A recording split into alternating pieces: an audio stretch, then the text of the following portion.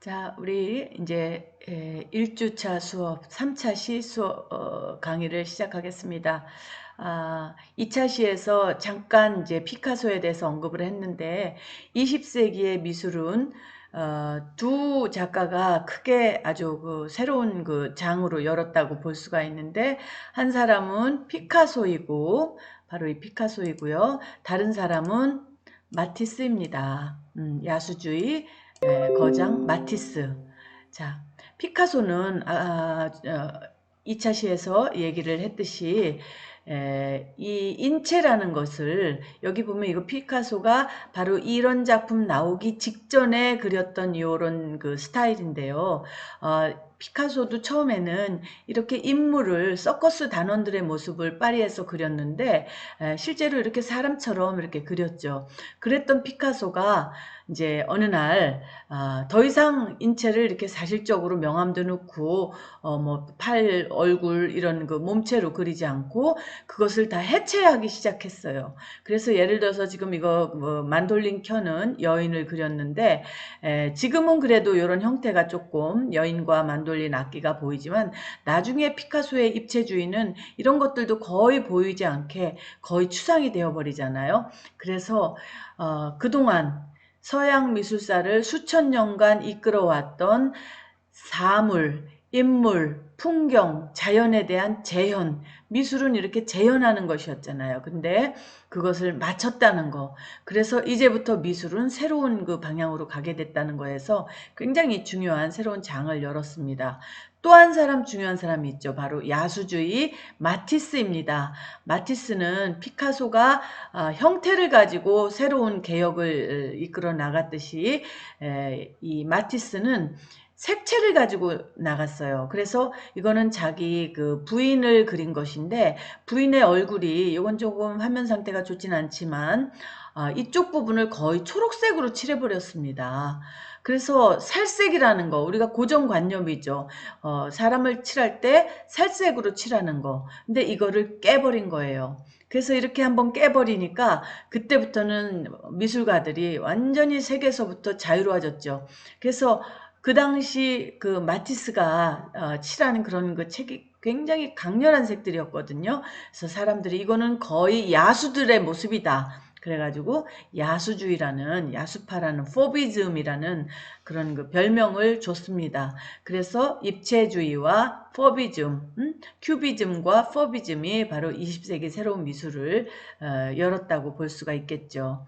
자, 그래서 이렇게 이제 그 이후 20세기 미술은 다시 사실은 새로운 현대 미술사에서 다뤄야 하지만 우리는 이렇게 뭐 분리해서까지 할 수는 없으니까 일단 그 20세기 중심으로는 여러분들이 공부도 할 겸해서 발표와 이렇게 그 각자 개인 연구 이런 식으로 진행해 나가도록 하려고 하는데요. 어, 자, 그리고, 하나 더 이제 보자면, 어, 그 이후에 약간 상황을 보면, 어, 이제부터 미술이라는 건 지금까지는 계속 어떻게 하면 조금씩 더 잘 그리나 어떻게 하면 더 새로운 기법을 만들어내서 더 진짜처럼 보이게 하는가 그런 것이었는데 피카소를 시작으로 이제부터는 계속 과거에 대한 것을 파괴하고 새로운 것을 향해 나아갑니다. 그런 거를 아방가르드라고 하는데 그래서 20세기 미술, 현대 미술을 우리가 아방가르 미술이라고 하죠. 그 이제 계속 이런 일이 일어나는데 예를 들어서 초현실주의라는 새로운 미술을 열어낸 사람이 있는데 그 사람은 르네 마그리트입니다. 이 사람은 그 초현실주의 작품이라는 거는 말 그대로 현실에서는 일어날 수 없는 거, 사람들이 그 작가가 머릿속의 생각 혹은 꿈, 이렇게 수리얼리즘이죠. 그런 것들을 그린 것입니다. 그래서 예를 들어서 이제 나중에는 수업 시간에 좀 작품들을 많이 볼 수도 있겠지만, 요 유리잔에, 투명한 유리잔에 위에 구름을 얹었어요. 사실 구름이 아무리 적어도 유리잔보다는 크지 않겠습니까? 이 거대한 구름을 이렇게 유리잔에 얹히는 거, 이거 있을 수 없는 일이지만 이걸 이렇게 올려놓고 이 작은 유리잔이 굉장히 크게 보이게 또 이렇게 대륙에 그 대지 위에 놓고 멀리 산들이 보이죠. 자, 이거 보면 요즘 같으면 이거 포토샵으로 하면은 아주 쉽죠. 그런데 그 당시에 포토샵이 있었던 거 아닙니다. 이 르네 마그리트가 직접 이렇게 상상해서 이런 것들을 그린 것이 바로 초현실주의고, 이것은 특히 디자인에 영향을 많이 줬고 일러스트에 영향을 많이 줬어요. 그래서 일러스트레이터들은 초현실주의 그림을 굉장히 많이 선호하고, 제가 어디엔가 그 커리큘럼을 봤는데 뉴욕에 있는 그 미술대학에서는 아예 초현실주의만 배우는 그런 과목도 따로 있더라고요. 그 다음에는 이제 추상표현주의라고 잭슨 폴록이라는 화가가 있는데, 어떻게 보면 초현실주의 르네 마그리트까지는 이 사람은 이제 브리쉐리에서 태어났으니까 프랑스 사람은 아닌데 프랑스에서 활동을 했죠. 1930년, 40년 뭐 요때까지는 이제 프랑스 파리가 유럽의 세계 미술의 중심이었어요. 그런데 이 미술의 중심이라는 건 뭐와 굉장히 관련이 있냐면 그 나라의 국력과 관련이 있습니다. 20세기 들어서서 특히 2차 대전이 끝나고 나면은 세계를 주름잡는 그런 그 파워는 미국이 가지고 있죠. 아니나 다를까 이 잭슨 폴록이라는 사람은 미국 사람인데 1940년대에 바로 미국에서 새로운, 어떻게 보면 미술사상 처음이에요. 이렇게 새로운 미술 사조를 만들어냈습니다. 그래서 이 사람은 무엇을 했느냐, 요거 잠깐 요거를 끌까요? 자, 보면 왜 그림은 왜 꼭 붓으로 그려야 되느냐? 나는 이 물감을 위에서 뿌려버리겠다. 우연의 효과대로 나는 미술을 의도하지 않은 그런 것을 만들어내겠다 해서 만들어낸 것이 바로 이 추상 표현주의라고 불리는 잭슨 폴록의 작품이고, 그 이후에 이런 류의 작품이 많이 나왔죠. 그리고 나서 50년대 가서는 팝아티스트들이 나오고, 제일 유명한 사람이 앤디 워홀이죠. 뭐 올덴버그도 있고 제스퍼 존스도 있고 굉장히 유명한 그 팝아티스트들 많이 있고 합니다. 뭐 그 이후에도 이제 여러 미술가들이 많이 나오고 있는데, 이런 작가들에 대해서는 이제 발표를 통해서 여러분들이 또 개인적으로 공부하는 기회를 갖겠어요. 자, 여기서 잠깐 발표를 이제 제가 그 강의를 하는 것은 이 정도로 이제 강의를 하고, 20세기의 구체적인 작가들에 대해서는 아마도 여러분들이 이제 개별 연구를 해서 발표를 하고 하는데, 구체적인 그 프로세스는 아직은 지금 그 코로나 사태가 확실하지 않기 때문에 뭐라고 좀 단정적으로 얘기하기가 어려워요. 그러니까 여러분들은 아직은 마음 편안하게 생각하고 편안하게 그냥 있으면 되고, 그 대신에 제가 이 작가들은 좀 뽑아봤어요. 그래서 이 뽑은 작가들을 보면 이거 다 여기 책이 있네요. 현대미술의 여정. 보이나? 자, 현대미술의 여정이라는 책이죠. 자, 여기에서 보면은 이 작가들이 다 나와 있습니다. 이 공부를 하고 연구를 할 때 학생들이 그 인터넷에 의존하는 경우가 많아요. 그런데 인터넷 정보는 정확한 정보가 아닐 수 있습니다. 그래서 이렇게 그 공인된 책을 중심으로 하고, 그 다음에 나머지 자료들을 인터넷에서 가져올 수 있고, 그럴 경우엔 또 인터넷 어디에서 가져왔다, 누구 거에서 가져왔다 하고 이렇게 출처를 항상 밝혀야 그 신빙성이 있게 되겠습니다.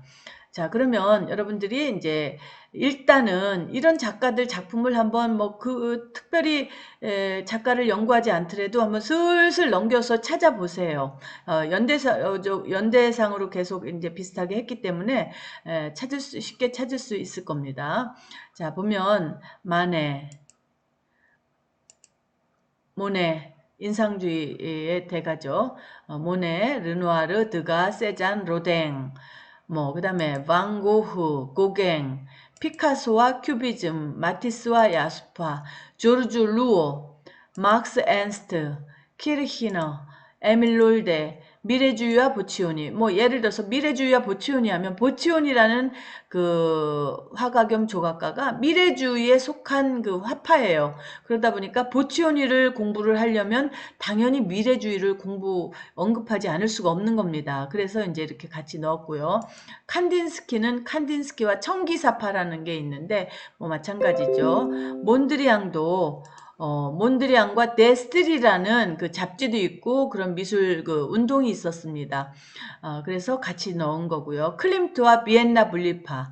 클림트도 역시 비엔나 분리파라는 그 미술 양식 그 운동에서 멤버로 활약을 했기 때문에 그 운동 멤버들이 지향하던 것이 바로 비엔나 분리파였어요. 그 다음에 러시아 아방가르드.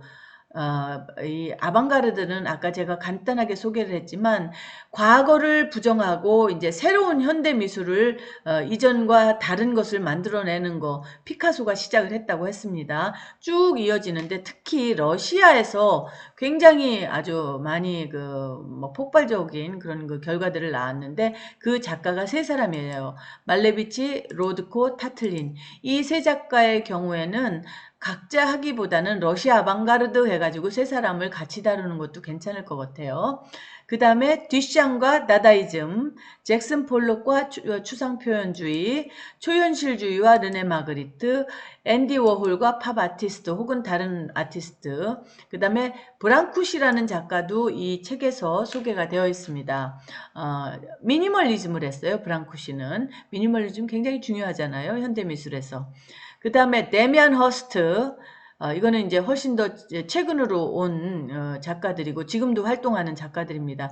데이비드 호크니, 마크 로드코, 뭐 등등을 해서 여러분들이 이 중에서 이제 한 사람을 선정을 해서 자기가 연구를 하면 되는데 서로가 또 겹치면은 안 좋잖아요. 다 서로 다르게 해서 두루두루 친구들이 연구한 것을 각자 들으면서 내 것도 소개하고 다른 친구들 것들 통해서 우리가 현대미술을 알 수 있는 이런 기회로 삼아야 되기 때문에 그 방법은 이제 여러분들이 여러분들끼리 모르겠어요. 무슨 그룹이 지금 카톡이나 뭐 연락이 되거나 아니면은 그 반대표 이런 것이 뽑혀지면 이런 걸 서로 이제 적당히 합리적으로 잘 선택을 해서 친구들끼리 나누면은 될 것 같은데 아직까지는 뭐 그것까지는 걱정하지 말고 이런 작가 정도를 여러분들이 생각하면 되는 거고요.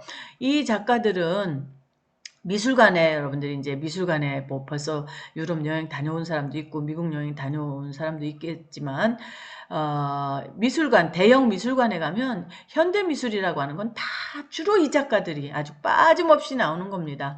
그러니까 이들 작가에 대해서는 여러분들이 알면 좋고 이들 작가들 작품을 응용하면 아주 좋은 디자인을 만들 수가 있어요. 그래서 실제로 보면 아주 명품 디자이너들 있죠. 명품 브랜드의 디자이너들 명품 그런 그 패션 뭐 크리스찬 디오르나 했든 뭐 샤넬이나 이런 사람들 보면 작품이 굉장히 창의적이잖아요. 그런 창의적인 아이디어가 어디서 오느냐? 사실은 이런 옛날부터 지금까지의 그런 그 주옥 같은 우리가 지금 미술사에서 다루는 작가들의 작품에서 나온다 하는 것을 알 수 있습니다. 자, 그래서 평가에 대해서 잠깐 설명을 드릴게요. 자, 평가는 출석은 뭐 다 아시는 것입니다. 30점. 중간고사 30점인데 시험을 봅니다. 시험을 20점을 보고 시험은 주관식 시험을 보겠죠. 그림책 제작을 10점을 봅니다. 그림책을 제작한다고 그랬는데 이 그림책은 주제가 아까도 얘기했죠. 아주 자유롭다고 얘기했어요. 자유롭게 표현도 아주 자유롭게 드로잉처럼 해도 되고 회화처럼 해도 되고 아주 여러분들 마음대로 하는 겁니다. 머릿속에서 생각한 것을 실제로 글을 써서 보여주는 그런 방식이니까 중간고사 이전까지는 아마 스토리텔링과 스토리보드 작성한 거 이런 것들 그때까지 작업한 걸 가지고서 10점 정도 점수를 만점으로 해서 평가를 하려고 하고요. 그 다음에 기말고사에서는 시험 20점, 발표 10점, 그림책 완성된 거 10점 해서 40점 하도록 하겠습니다. 자, 그러면 이제부터는 자, 우리가 숨가쁘게 달려오네요. 자, 지금부터는 좀 편안한 마음으로 시간도 많이 없네요. 편안한 마음으로 그 대가들 마스터스 드로잉이라고 했습니다. 이 대가들의 드로잉에 대해서 한번 살펴보도록 할게요. 자, 누구 거냐? 피카소, 봉준호, 그 다음에 한양여대 학생들 작품을 가지고서 드로잉을 가지고서 제가 전시를 한번 크게 기획한 적이 있어요. 그래서 이것도 보고 뭐 여러분들의 이제 그 선배라고 할 수 있겠네. 이 친구들이 17년인가 16년 17년도에 이 전시를 한 것 같아요. 그래서 그때 이런 그 작품들 한 것도 한번 보고, 그래서 이제 이거는 제가 왜 보여주냐면 여러분들이 좋은 디자이너가 되려면 가장 중요한 것이 저는 드로잉이라고 생각합니다. 위대한 미술가는 피카소, 봉준호 대단하죠? 반드시 드로잉을 해요. 전래진이라는 분은 우리나라 지금 현재 93세쯤 됐는데 이분도 평생 드로잉을 했습니다. 그래서 이렇게 드로잉을 해야지만, 드로잉이라는 건 뭐냐, 이 화가들의 디자이너의 머릿속으로 생각한 거, 건축가들이 머릿속으로 생각한 거를 표현하는 게 드로잉이에요. 그러니까 이거는 어떤 재현의 문제가 아니라 자기 생각의 표현입니다.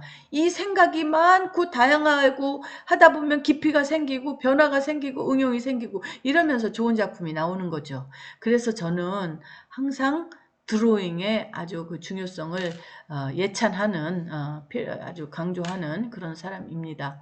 시간이 많지 않네요. 자, 그러면 자, 이 드로잉 이 전시할 때 전시 중에 지금은 이 화면을 좀 가릴게요. 이게 여러분들에게 방해가 될 수 있을 것 같아요. 자, 드로잉은 곧 디자인이고 디자인은 곧 드로잉이다.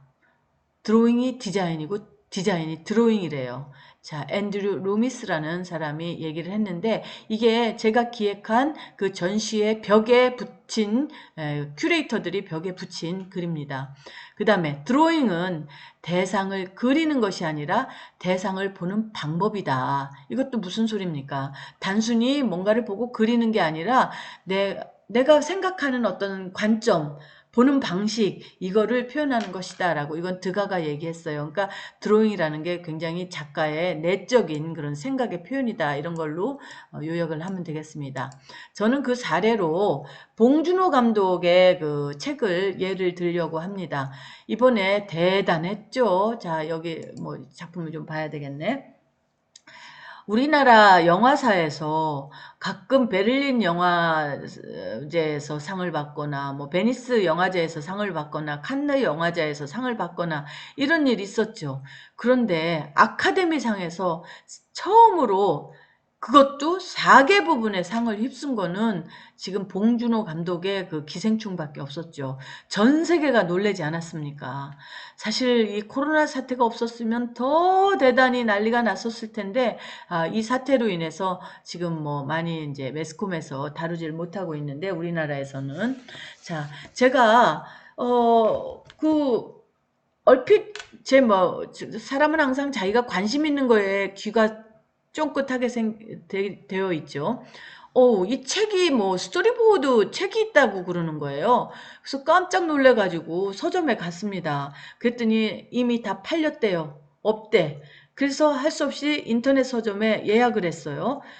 그랬더니 하여튼 한 3주 정도 지난 것 같아요. 그렇게 책이 이제 안 되다가 나중에 결국 왔는데 이게 지금 제가 찍은 건데 이겁니다. 요렇게 이 두 가지 책이 있고 요거는 얇은 거는 요거는 이제 대본이고 요건 대본이고 요거는 그 대본을 바탕으로 해서 그림을 그린 것들입니다. 보시면 대본은 여러분들도 이제 이렇게 대본을 써야 돼. 책을 하려면 대본을 쓰는데, 어이구, 이렇게 길게 쓰면 큰일 납니다.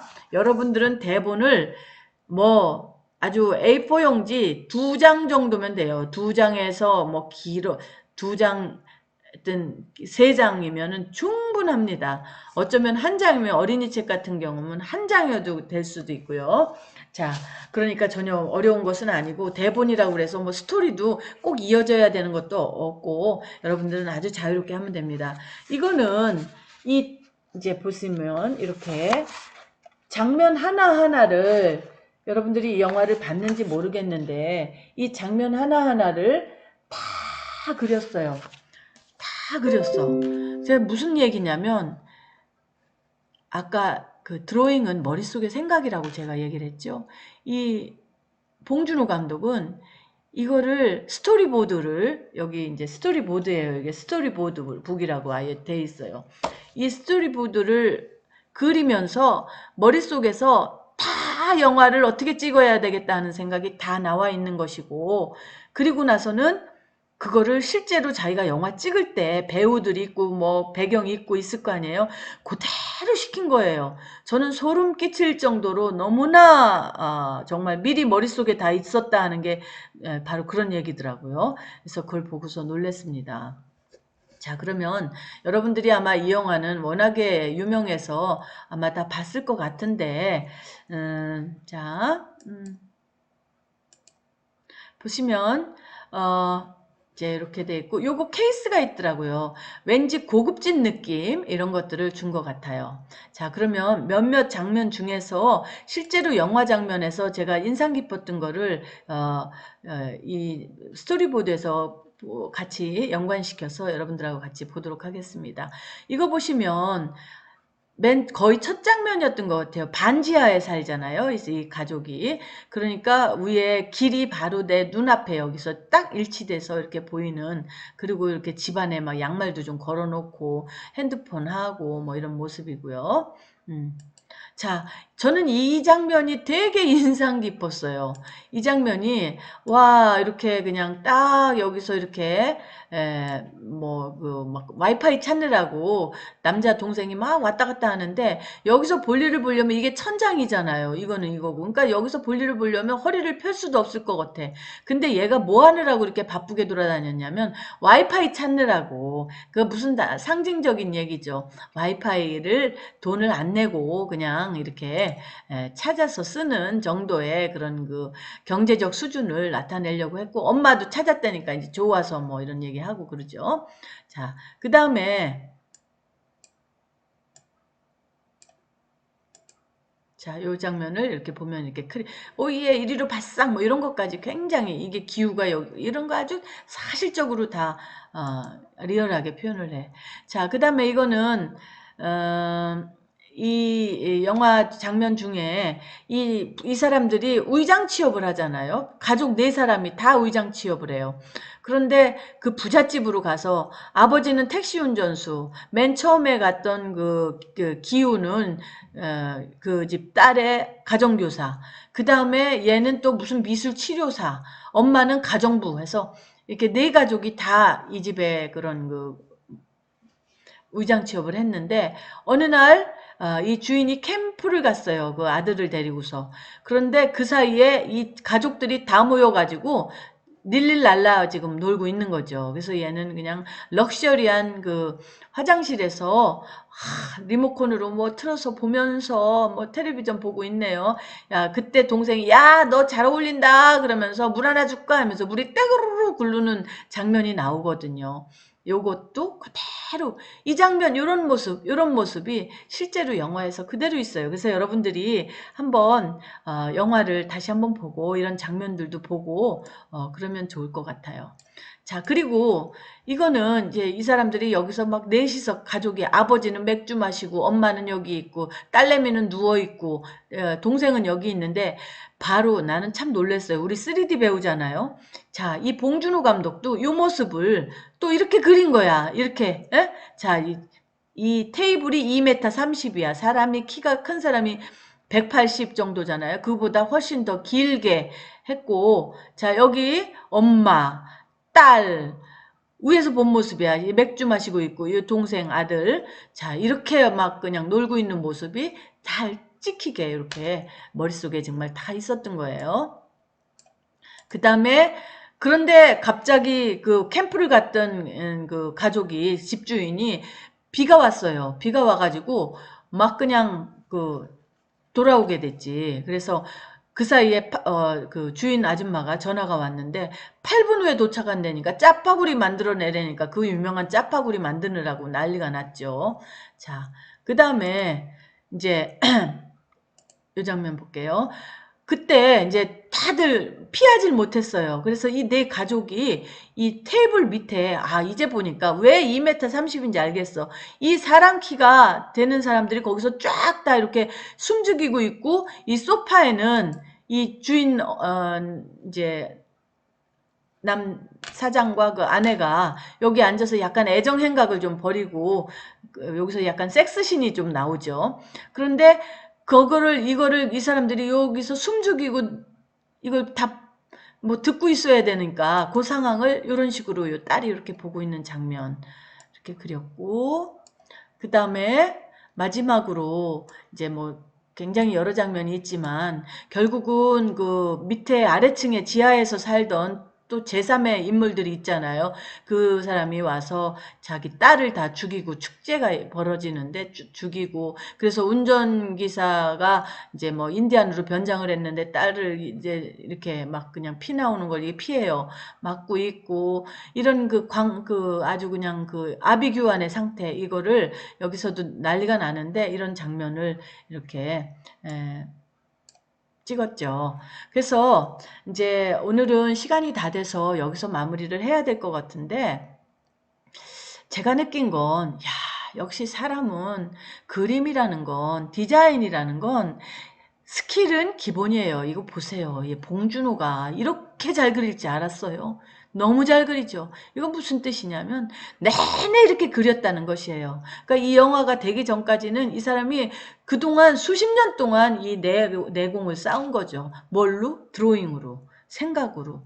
자기 생각을 오죽하면은 그리겠어요. 자기가 생각한 거를 누구한테 시키기도 어렵고, 그러니까 막 그리다 보니까 이렇게 굉장히 능숙한, 만화가 저리 가라를 잘 그리게 된 거죠.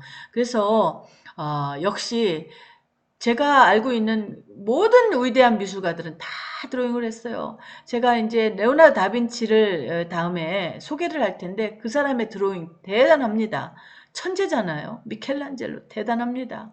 그래서 여러분들에게도 제가 드로잉을 많이 그려라 하는 의미에서 이번 강의를 하는 것이고 여러분들이 과제로 책을 만드는 거 마음속에 많은 좋은 생각들 하고 싶은 것 초현실주의적인 것도 괜찮고 아주 생활 밀착적인 것도 괜찮고 하고 싶은 거를 마음대로 생각을 많이 해서 이제 아이디어가 나오면 그거를 글로 한번 적고 제가 도와줄 테니까 걱정하지 마세요. 글 같은 거.